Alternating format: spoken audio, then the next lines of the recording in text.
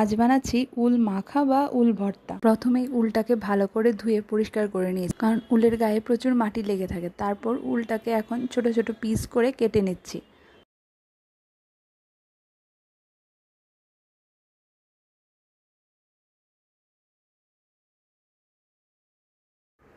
কাটা হয়ে গেলে এখন ওটাকে প্রেসার কুকারে সেদ্ধ করে নেব। একটা কি দুটো সিটি দিলেই হয়ে যাবে। সেদ্ধ করার সময় আমি সাথে একটুখানি নুন দিয়ে দিয়েছি। উলটা সেদ্ধ হয়ে গেছে, আমি এখন একটা বাটিতে ওটাকে আলাদা করে রেখে দিচ্ছি।